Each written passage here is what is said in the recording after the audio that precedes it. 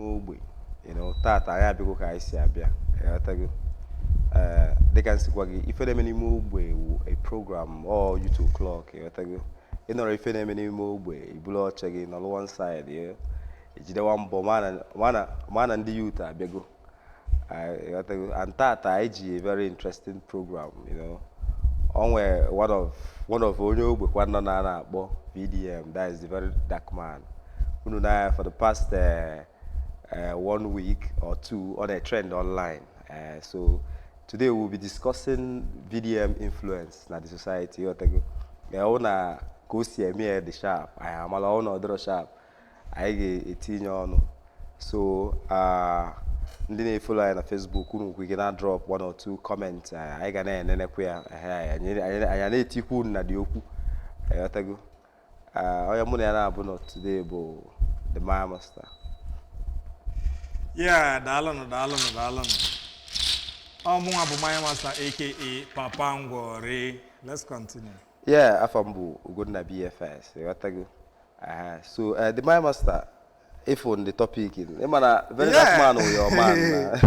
Okay, it's not my man. Yeah, yes, all your man. The only thing is that I like saying the truth, no matter when you're involved. But at a point, they work is who cut the truth. No, or this is a easily. Maybe the truth. Very dark man when done me. All right, looking at very dark man influence. In his influence, I would feel as not visible. Or the obvious. Very obvious. So okay, where are we? Yeah, let me say. Yeah, so the other, like, he was in the news because last week or this week between Nyana case, there was somebody with a case. Landed property. Yes, we landed property. See, for 3 years. Yeah. So I told you for journal details though, but for 3 days, for 3 years, now the man has been battling. Resolve the issue. Then very dark man. But we are not about third arm of the government. But all them surprised. Fourth arm of the government. And in I want to say now, that they could achieve anything, reporting that case to a very dark man. Very dark man. Well, imagine the person now underrate very dark man, or even the power of social media. Okay. You know, anytime you do something on social media or blown up public, like the number of people here are they know obasa. Now they are conscious of it. Okay. Especially when influence on maybe damage, sometimes political damage, sometimes or below, let's say it creates a problem with federal government. Then another thing, federal government is always trying to be careful whenever it's something that has to do with the media. Then the mass is hearing it, and you know what the time is now. Election is 2027. Okay. So everybody is on toes. Now try So, but looking at it, having more very dark man in Nigeria, do you think not give anything good to the society? You see this man. I'll point out something. You see this man, very dark man. You can never have anybody like him again, because this man will fight the person with everything. Okay. You know why I'm saying this? I've been with him. Ogbe for protest for fish magnet. The fish magnet. I was there. I saw all of us, even Zeus, so many of us from Anambra State came out, supported him from the beginning. In fact, in the Gofa, everybody teenager. So at the end of the whole thing, somehow I noticed how the guy was struggling to steal attention like all the time. Another person be okay, let's go. Trying more fun at the person get the attention. You understand? Okay. So the guy is smart. He's very smart. And don't believe you that he can rubbish anybody, no matter who you are. No. Coming back to the question, Joe, having more of very dark man. No, I'm saying that it's good to have more of him. But this guy is out not to allow that happen. I don't make against him. He's doing very good. So why do you think so? Yeah. So no anybody like do you know, African people who start their stuff doing well, And the very dark man effect about into that thing, rubbish here. So let me just put out something, because when you find somebody, sometimes you take everything, swallow hook, line, and sinker without checking the person's negative sides. Yeah. I want one song up that go where on a low. I'm just trying to remember the lyrics of the song. So that song go on I go. Maybe somebody, a lady, or the Kanyana Nwa Tinubu. Michi, I think Michi. Yeah, the lady na Sheyi Tinubu. When Kafasi we one alliance, then I lost something, I lost something. Very dark man they use this song, and if on a one the song, but that whenever a woman is doing something great, that the person has used her body to pay. Okay. That's the thing. So this is the kind of thing. Okay, you are saying it is wrong. Yeah, but then we made that kind of this song. Yeah, or yeah, the lady. Yeah. On a draw show, no, you are not sure. If you believe that nobody can ever do now, what he is doing. taking you back to Ebedi Okuno Okabido. Yeah. On Emorona, that's King Michiama. Yeah. But this is a very dark man for the first time. Do you know now what? She went to drink Kezuma hypo. Ogbe so very dark man mimicked her because normal these people are seeking for attention. Yeah. So now very King Michi attention on Zulie. Attention anyway. You see, these things are dramatic. Yeah. So forgive one to say that very dark man. At the expense of other people's own.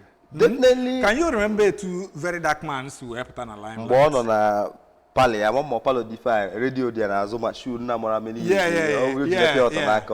So we always condemn Madonna. No. And most times, I present things without verification. That's just the truth. Sometimes, the only thing is that he started as a content creator. Then, at a point of benefits or tilt towards that side. So, what the guy is doing is very good.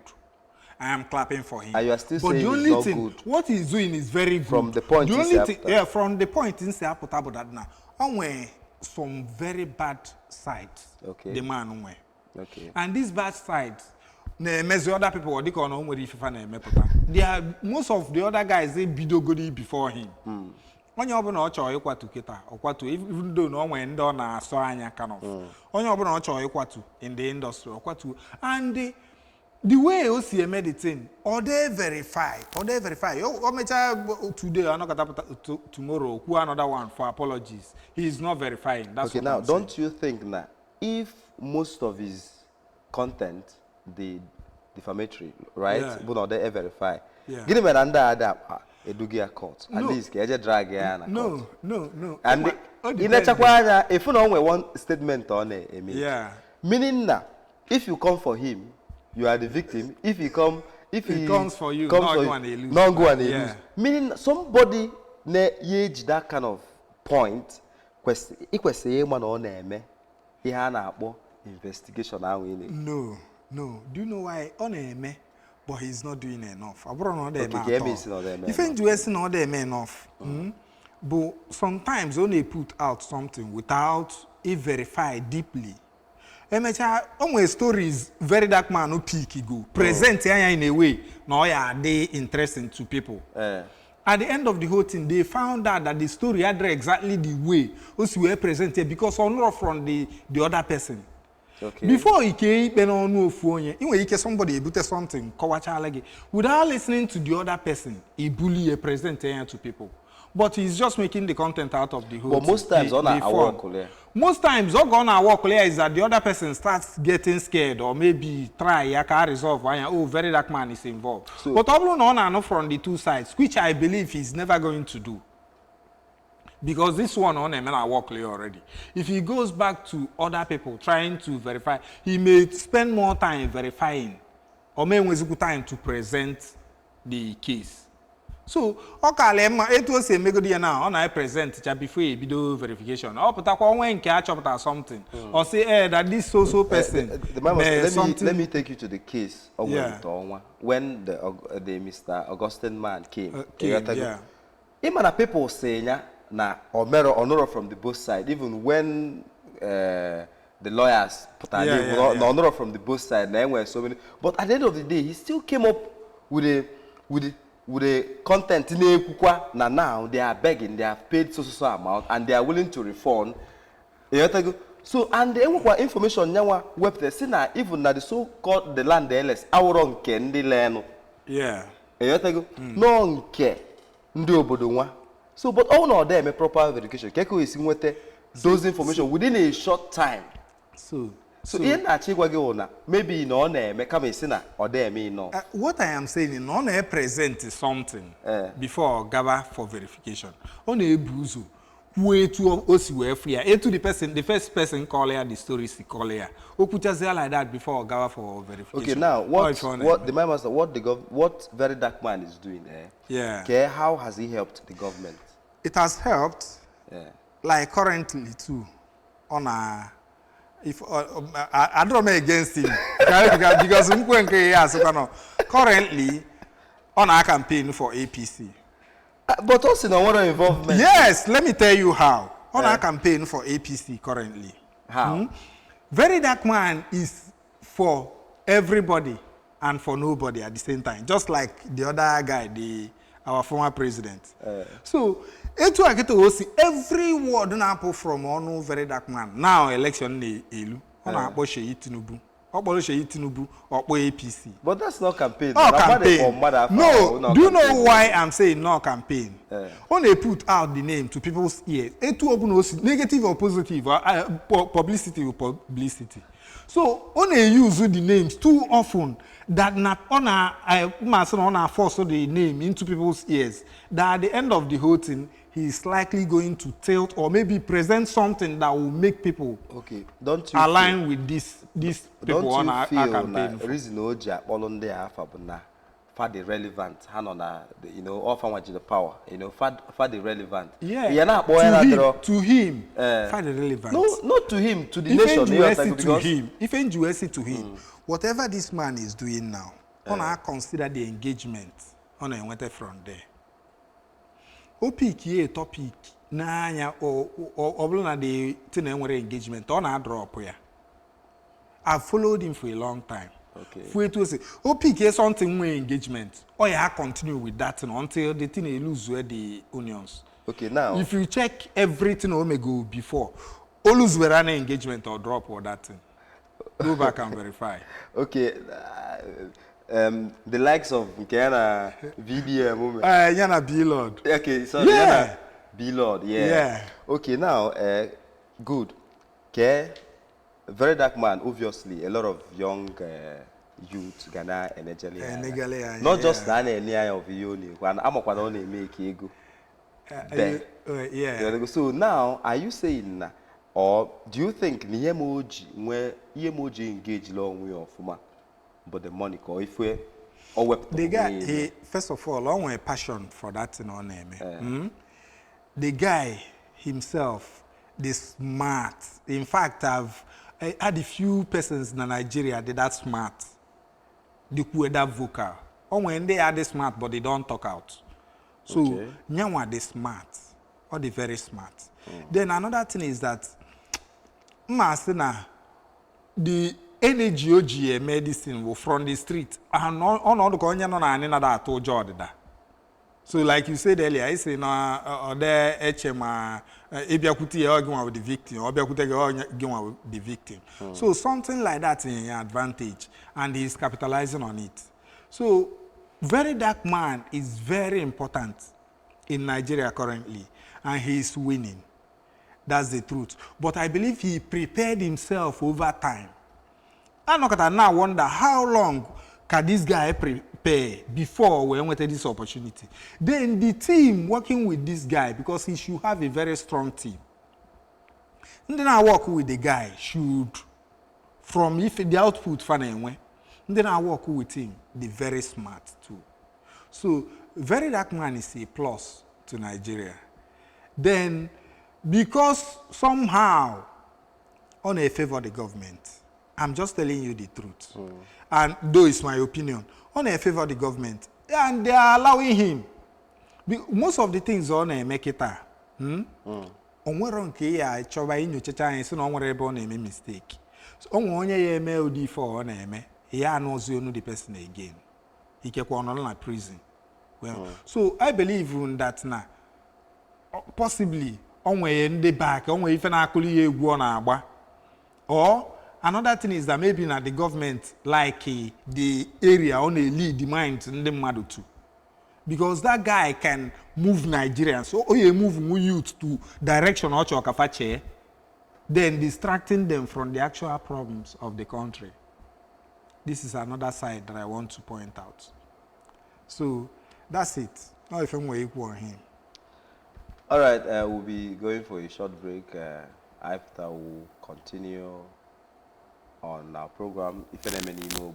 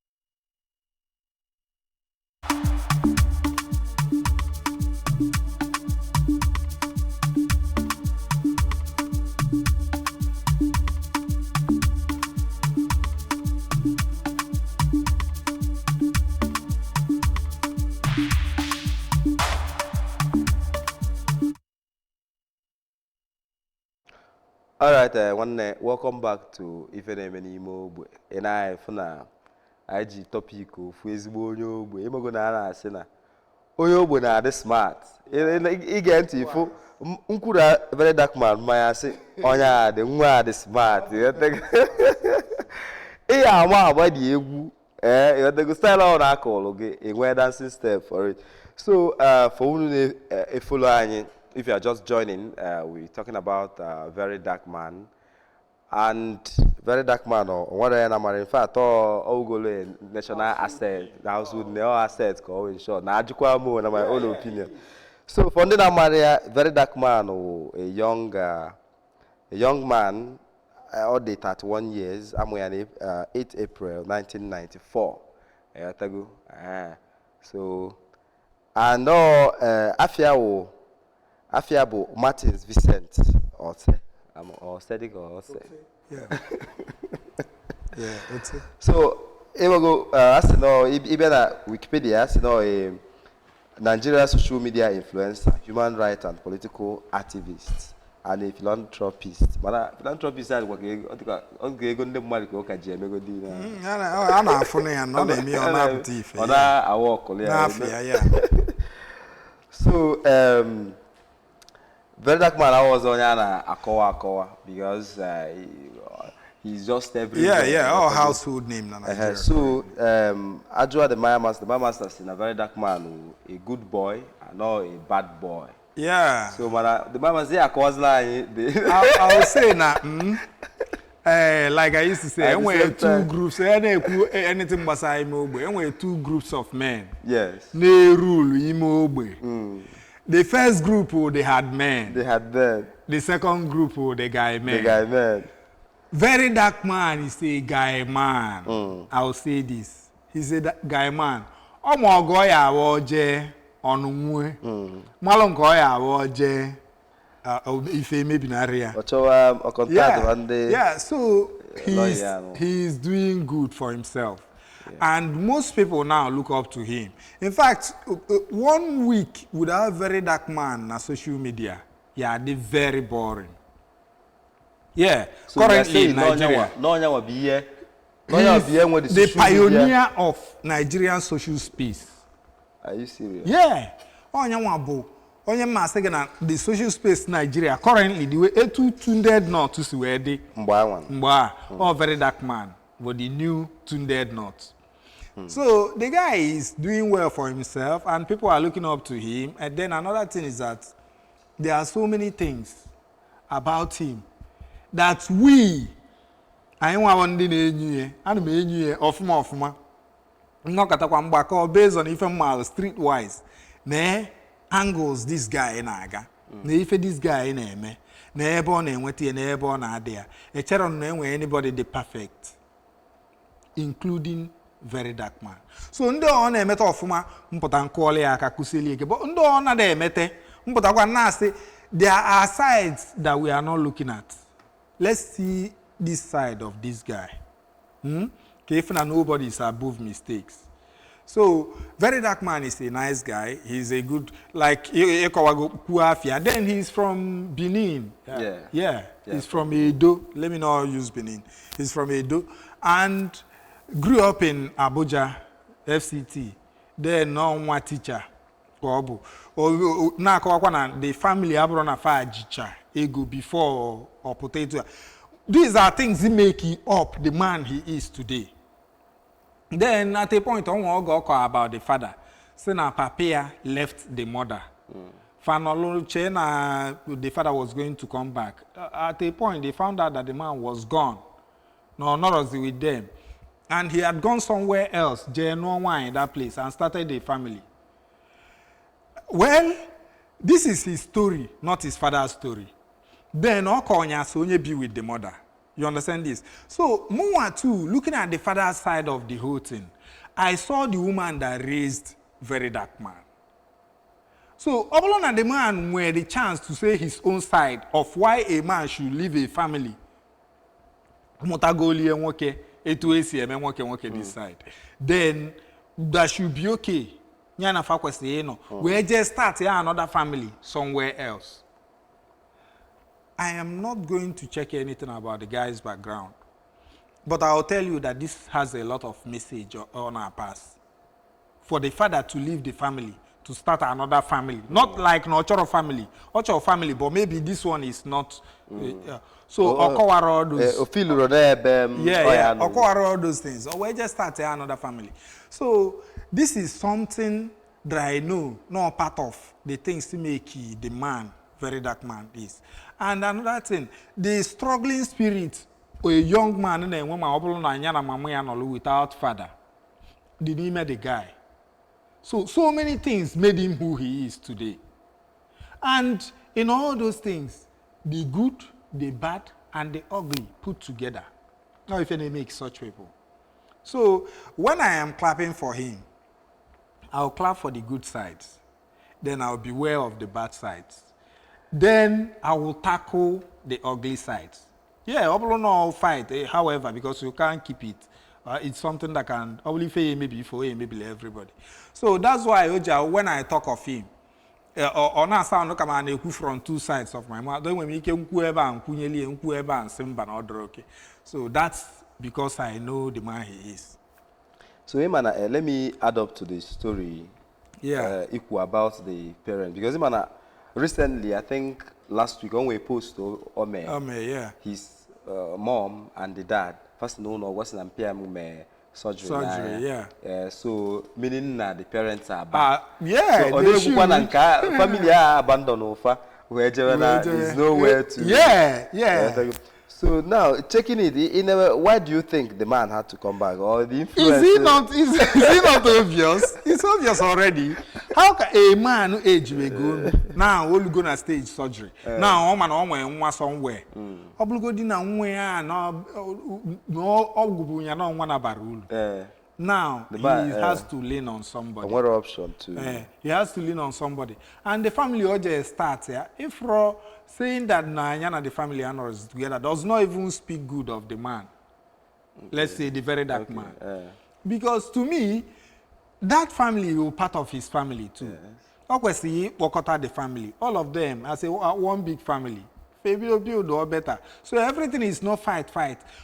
On a bon for character mother, onye papia no wine abo. For character ano mama. Yeah. Oblona the family wine abo mo ito. Oblona fa no. If na the one the character. If na competition na the character. Okay. They always want to outshine somebody, not shine on their own. Okay. I'm outshining this person. They always want to do more That than means somebody. that is what you have against Very Dark Man. That is what I am seeing about Very Dark Dark Man. Man. I don't have it against him Okay. because he has to survive now. I am seeing it and I am pointing it out. Okay, but you know what? The fact that other influencers, are always he's always in their lips, on their lips. Yeah. So should he or optazia on olune and NFN is that what you're saying? No. Before one thing in the media, before other influencers are Very Dark Man no. Very Dark Man go use no. Why? If I name na on ka collabo. Etu ese in entertainment, music, je feature or somebody. Fans on yeah. That's the thing. All engagement ga na acho by ekpo mmadu no. Onwere onye ya say man nwe ike we content nke nwe area ọ na-aga but ọ na-anya fan attention na adịka other place. Or je show somebody ọ ya raw born ka ọ wee nweta attention. B-Lord G Very Dark Man nweta attention. You know, right? Nabilo G. Very or Dark maybe Man. Oji the issues they Very Dark Man. Nweta attention. Is it Oji or they call the intentional? Because under how a clash. Yeah. He was ready for the whole thing. Because na yaman onwe man onwe benefit. Oh yeah, whether from there. So Julia build page, you build account, you build so many things. Then you will name a business. So Very Dark Man too, GB Lord, with engagement, with millions of views over time. Yeah, Mboji when I am working in go this thing. When boss saying I will not talk about this person again. But if we are talking about the my master, looking at the fact now, Very Dark Man with a lot of Very Dark Man with cockroach na table here. Na cockroach na keyboard yeah. Because in we na video na billboard we ish. I be who about noodles. Yes. Selling noodles, noodles. And in the from the post and from the site. If you so anyway other things that so now from looking at those things, Very Dark Man or somebody I got put tomorrow, a well here as youth ambassador. Is it or an image project? You know why I am most times like I used to tell you, sometimes I look outside the box. Onwe if on name now laundering kana boya on such the image. He has not been a good person before now. But often on what the fame. Then he's putting integrity. Call well integrity. Where wash here. So what your repent call we Nigwe. That's the thing. I forgot somebody now can say VDM for president. He will tell you that he will never ever go into politics. That's for now. If he works for him, Obagoten age, no way are the presidency currently. Obagoten age, mbe interest here governor that area. At that time we'll hear from him, not now. So if any na on such a character, on such a personality, the image on our portray to people now, or just name everything or wash and that's what I believe nearly lead to him putting integrity first. Because like I said the last time, he is the poster boy of integrity in Nigeria currently. Now looking at B-Lord. I had to go back to B-Lord. B-Lord say no our president in the youth. Now no go checking his records, checking his tracks. So now no get mentor a lot of you know on a positive side. Can you say the same on Very Dark Man? I have not said it on B-Lord, so saying it on Very Dark Man is but on if you seen a B-Lord on where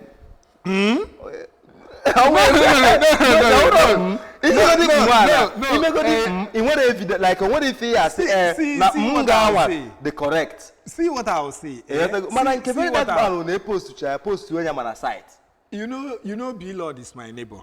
Just my neighbor call. So I don't have any problem with him. In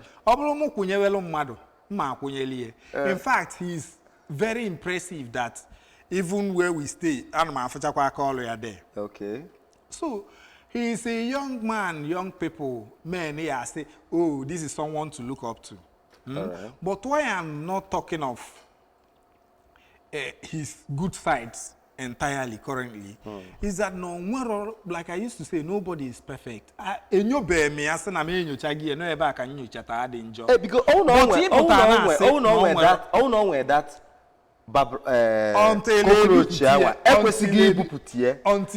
he has been on the same stage, like on the same stage with Very Dark Man. But I don't care Very Dark Man now. So why will you live that kind of life? You sell channel news, mecha ifeni now. Same new goal missing integrity because the social media not there to help you remain, you know. Yeah. So mana, do you feel now a web thing as youth president like who? Very Dark Man. Very Dark Man. Yes. Yeah. Knowing all his tracks. Yeah, I think so because we forget easily in Nigeria.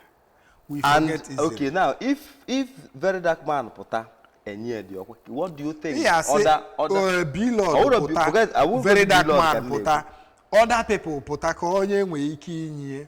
Okay, if Very Dark Man win ucha or landslide. Because most times youths they vote, they don't vote for an angel. They want or Jesus with a touch of Lucifer. How if a youth future? How if a youth future? Okay. It now any trend the calendar. Okay. They after that they don't just go churchy. They don't just go religious without having that bad side.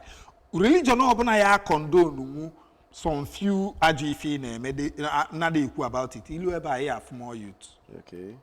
So now Very Dark Man being the poster boy of let me say noodles. Now because if we noodles, everybody be mad ya agba nwoke noodles. Most people we agba na Very Dark Man. Now okay, or that somebody ki messy then time go you don't have option there. Mo no vote me. Okay. Because people will tell you on na bad side. Oh, he often defend that noodles. What is there? So you are advising every other youth should go is that. This am I advising? No, I just nego if it like in a wish okay, every other in person. Or if each of every other. If you now onye obana na use this style and can walk. Nyanwa use nka or walk at least in way if I na ekwu maka. Other people which are defy use. Inwe ike akwa Billboard na ekwu crypto. So the last one they go with crypto. So I use crypto or walk all here. This one you are laughing DP. DP. No, use crypto. No, all the good now. I use crypto walk all here. Very Dark Man use noodles walk all here. Give one, I think you are using forex. Use forex. So if I have if young people believe you somehow no get video from somewhere then we arrive zero or that somewhere you no one define who you will be for the rest of your life. Okay. You decide what to change. You change it. So what they are looking at now is the Very Dark Man of today, not his past. I saying even Anyamri also we feature Jesus oku welum tutuye if you are dry. Now the woman was not perfect, but I accept on your back. You understand? So he who has no sins, let him be the first to cast a stone. Oh, if all right, and further we've been talking about Very Dark Man, his good sides, his bad sides, his influence, you know, because I'm going to Nigeria, social media for piano. Biaru to onye na achọ data ke di face data eme ka na ka onye ka ife na ewu ke nka na trends, yeah, you know. So in I for na mgbe Yahoo na trend online, yeah. For na most of the youth tint towards that, and at the end of the day I think na bido go fafunu ulu adron ya. Yeah, for the na weapons for ana weapon waka even mgbe ma kidnapping pota, you know. Yeah. You now with social media and when they know namara about this because na social media ogolu something we ru akpo anya ka owu and once and they post to that content, somebody would like to practice. All the key in that wrestling, they will tell you don't try this at home. They always even work. I found in a pologuna bow, yeah,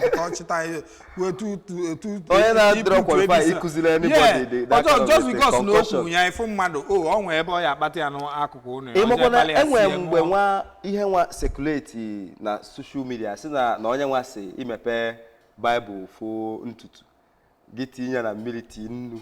Okay. Yeah, I heard it. Yeah, all power ka ekwese the power of social media. But now, if all na be na social media, kwese digodi regulated because all no dey it will escalate or it will change via to regulation coming to social media. On way to achieve because that freedom people feel na fan na social media. Ne help a messy. Onye ọbụla na-ebupụta ụfọdụ na-ewepụta onwe afọ onye nke post to proceeds of kidnapping emeche nwudi recently then onwe ndị nke nọkwa prison now obolo because of ifefa na-egosi na social media. Yes. So that freedom the necessary. The regulation na onye post nke na-adọrọ mma si nwudie ka o je kọwa. That's the thing because the video has to be active. Government they quite seriously active na social media to correct if all na bo misleading a post to that person because say and they were going to nji soludo ju all champion in the sense that then I also is overall just to build a society or build infrastructure. Ndini na wa be near na above for na charge and you those things. If you go overall it's just building a society a same so in our scream, where very dark man meeting then 1 or 2. Okay, after come on hypo. After come on hypo. At this stage, you get on a man onye more. So go na and then I feel very dark man with businessman. Yeah. When it comes to content creation. Or be all full content that there's a full mistake if I expand the giddy. At a point on I and the thing they lose wege engagement or drop one peak another one. So yeah, the guy is a very smart guy. I've been singing it. Oh, a smart guy. Then a good figure to point at when you are talking of the youth. Yeah, because most of the things you develop your head. Yeah. From much only could be misleading. That's another side. From much only could be misleading. So what I am saying about the man he is just on the other hand, so that you understand that he is not perfect too. When it comes to influencing, I say that, or they quick other influencers shine. Yeah. Looking at it, even on your video nyaka ga viral. People attention. Anybody can on your video nyaka viral if the attention I will shift. So, although his faults, no other. See where he is attacking other people. Very dark man, as the name is, it's just like the color, the darkness, or more or feel whether you are white and you are painting an image that is portraying you as being white, or onyege hog. Juluwa rob one day. Oh no, look at somebody that playing with the pig, something like or fighting with the pig. So to all day. Very dark man coming to attack you. Oh no, I've got so many persons. Or bring you to the limelight. Yeah, or now bring people down all the time. Okay, support Kokopi. So I'm Kokopi. Look at something about Kokopi. People say that Kokopi is your governor. Our governor yana Kokopi, and after everything, very dark man show something positive about music. I say I go order Kokopi. I see very dark man Nyagoa, musicians in Nigeria, Keta. Oba Kokopi. So he na call. If any kuna, okay, do it Kokopi is so earlier. Or Papa Tadenia California do go to stage. Okay. Very dark man is popular.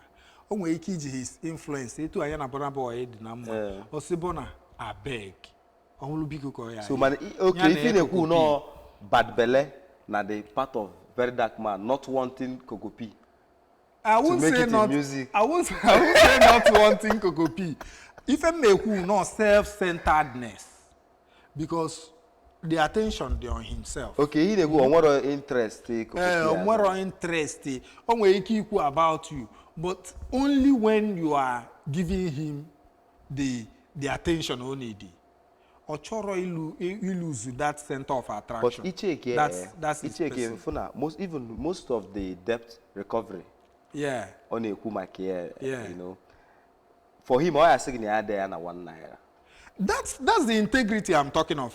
Okay, for Adela na 1 naira, and since you will do that thing, and now, Very Dark Man collected money from him. Give it to that man. He's the Mr. Integrity of Nigeria.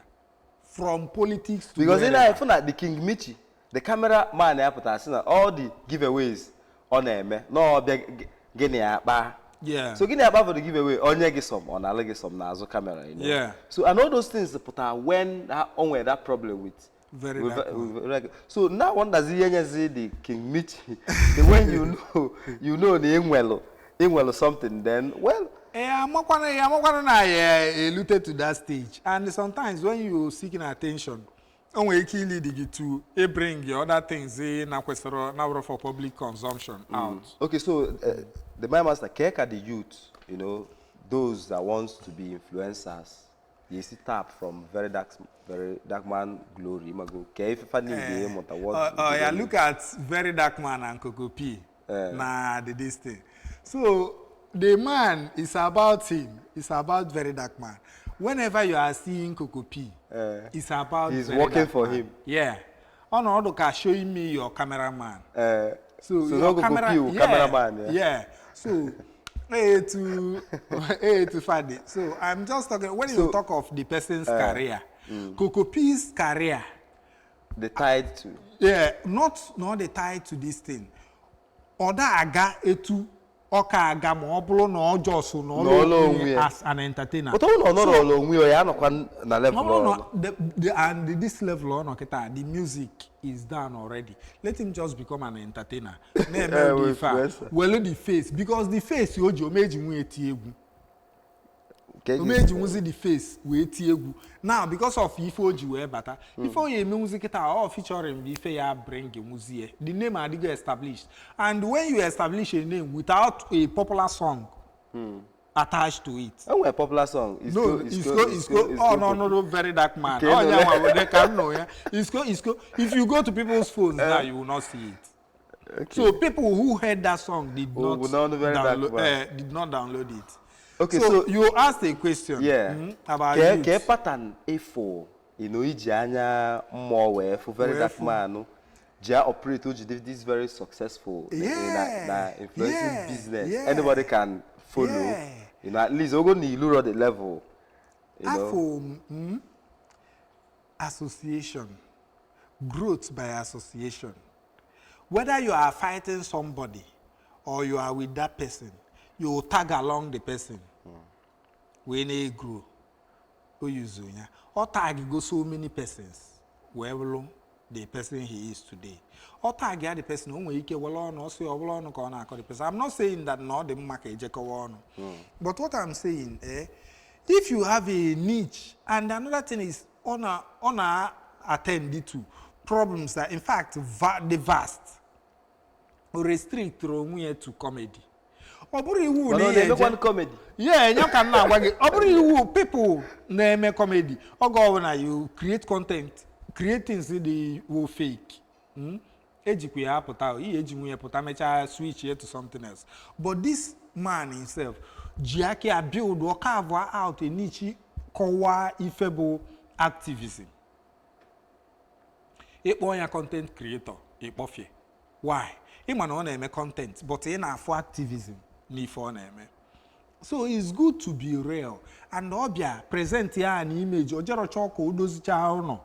Before we put our present here an image that you can start from anywhere. Sometimes obala ruffle, sometimes you use singlet. Or jero cho the best clothes to wear. So what I am telling people to take from Very Dark Man is that you better be starting something. You better be, in Michael Jackson's word, you better be starting something. So if you are waiting to have everything in the world, remember that Very Dark Man started in his room, not minding how many shoes they behind him, not minding what they look, they like na camera. So it's good to learn from this man that you can start with whatever you have. That's what I'm telling the youth. All right. I have to go to the end of our program today. If any many more we have a program, I think so. Like I said, always we are always here. You can follow us now. All our social media handle ABS. A type one. I'm on a TikTok, I'm on a X everywhere, Instagram, Facebook. I dey active. I think so. It's a na aga emelaga advert because ọlọkọtakwa program anyị a abechekwala gị ya ekwukwa maka gị afega na-ele na-ewe. So from me Ugonna BFS. Yeah, my master aka Papa Ngwari. Yeah. Thank you for joining and see you next.